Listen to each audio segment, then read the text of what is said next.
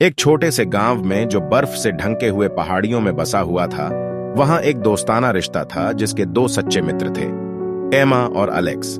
जैसे ही शीत ऋतु ने अपना साया दिखाया, वे दोनों उसे सबसे ज्यादा पसंद करते थे, क्योंकि इसका मतलब था बेहद बढ़िया खेलों का समय, बर्फीले स्नेही मिलन का समय और अग्निकुंड के चारों ओर गुजरने वाली सुकून भरी शामों का समय। एमा और अलेक्स की दोस्ती अटूट थी।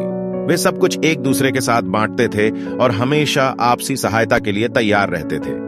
उनकी रोशनी भरी मुस्कान और प्रफुल्ल खिलखिलाहट से वे सबके दिलों को जीत लेते थे। गांव में एक घनिष्ठ समुदाय था जहां सभी एक दूसरे के लिए परवाह करते थे। शीत ऋतु के दिन न केवल ठंड बल्कि एक दूसरे के प्रति सहृदय कहानियों और जीवन के सबकों के लिए भी एक महत्वपूर्ण समय था। एक ठंडी सुबह एमा और अलेक्स गांव के मैदान में खेल रहे थे। उनकी हंसी ठंडी हवा में गूंज रही थी।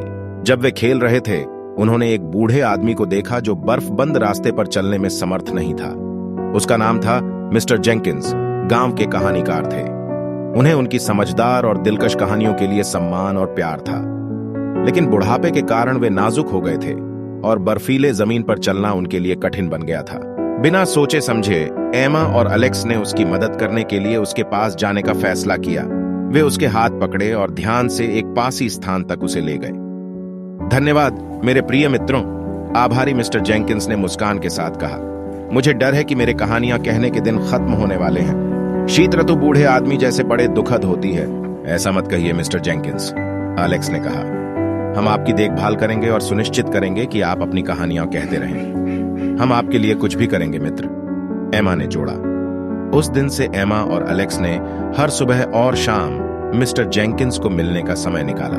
वे उसे गर्मा गर्म चादरें, गर्म चाय लेकर आए और उनकी बहुत सुंदर कहानियों को ध्यान से सुनते थे। जैसे जैसे वे बूढ़े आदमी के साथ अधिक समय बिताते थे, उन्हें यह अनुभव होता गया कि उसमें कितनी सारी बुद्धिमानी है। उनकी कहानियां सिर्फ मनोरंजन के नहीं बल्कि महत्वपूर्ण जीवन सबकों के साथ भी भरी होती थीं। एक शाम जब वे मिस्टर जेंकिंस के आशियाने में अग्निकुंड के साथ बैठे हुए थे, उन्होंने एक विशेष कहानी का आगाज किया। काफी समय पहले एक दूरस्थ देश में दो मित्र थे, लियो और मैक्स। वे अटूट थे जैसे तुम दोनों। एक शीत ऋतु जब बर्फ गिर गई, उन्होंने फैसला किया कि वे अपनी धूर्तियों को पार करने के लिए देश के सबसे ऊंचे शिखर को चढ़ने की सोचेंगे। यात्रा मुश्किल थी और उन्होंने कई चुनौतियों का सामना किया, लेकिन उनकी दोस्ती ने उन्हें सफल होने की ताकत दी। जैसे ही उन्होंने शिखर पर पहुंचा, उन्हें सबसे दिलचस्प नजारा नजर आया था जो कभी उन्होंने देखा था। वह जीत का एक पल था, खुशियों और खुशियों का भी एक पल था, लेकिन एक अनुभव भी था। उन्होंने समझ लिया था कि वे एक दूसरे की सहायता के बिना एक सफलता नहीं प्राप्त कर सकते थे। लियो और मैक्स ने उस दिन एक मूल्यवान सबक सीखा था। उन्हें समझ में आया कि सच्ची मित्रता का मतलब एक दूसरे का समर्थन और उत्तेजना है। उन्होंने एकजुट होने की ताकत को और एक दूसरे के साथ साझा अनुभवों की सुंदरता को देखा। एमा और अलेक्स को कहानी में खो जाने का आनंद मिला और उनके दिलों में इसका मतलब धरा हुआ। उस दिन के बाद उन्होंने एक दूसरे को वादा किया, हमेशा एक दूसरे के लिए वहां होने का वादा करना, एक दूसरे के सपनों और आकांक्षाओं का समर्थन करना। शीत ऋतु आगे बढ़ती गई। एमा और अलेक्स गांव वालों की मदद में और अधिक सक्रिय हो गए। उन्होंने गांव के सभी लोगों के लिए खुशियों का त्योहार आयोजित किया, खासकर बच्चों के लिए।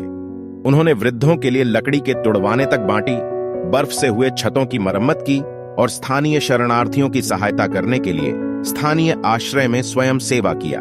उनकी बेहिसाब मेहनत के स्वर्णिम परिणाम स्वरूप पूरे गांव की प्रेरणा हो गई। सभी ने देखा कि एमा और अलेक्स के बीच कितना मजबूत बंधन है और इससे दूसरे भी अर्थपूर्ण संबंध बनाने को प्रेरित किया गया। शीत ऋतु का अंत नजदीक आ रहा था और बर्फ पिघलने लगी थी।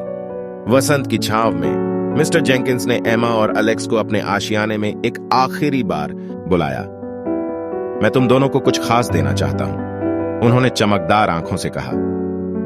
ये मेरी प्रिय कहानी किताबें हैं जो सभी दुनिया के किनारों से आई हैं। इनमें विभिन्न कहानियां हैं जो सिर्फ मनोरंजन के नहीं बल्कि जीवन के महत्वपूर्ण सबकों के साथ भरी हुई हैं। मैं इन्हें तुम दोनों को दे रहा हूं क्योंकि मैं देखता हूं कि तुम दोनों में भी कहानीकार हैं। एमा और अलेक्स ने इस भावुक कदर किया। उन्हें अच्छी तरह से अनुभव हो गया था कि कहानी सुनाना सिर्फ मनोरंजन के लिए नहीं होता, बल्कि पीढ़ी से पीढ़ी तक ज्ञान और सबकों को सजग रखने का एक महत्वपूर्ण माध्यम भी होता है।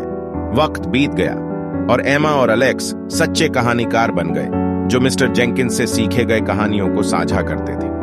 उनकी मित्रता और भविष्य के लिए तैयारी बढ़ती गई और वे एक दूसरे के लिए हमेशा सहायता के रूप में सामाजिक सेवा करने में सक्रिय रहे। गांव भी उनके दयालु नेतृत्व में विकसित हुआ। नए मित्रता खिलने लगे और दया और एकता की भावना गांव को विजयी बनाने में मदद करती रही। और इसी तरह गांव की शीत ऋतु ने सिर्फ बर्फ और ठंड से नहीं, बल्कि प्रेम, मित्रता और कहानी की जादू से भी भर दिया।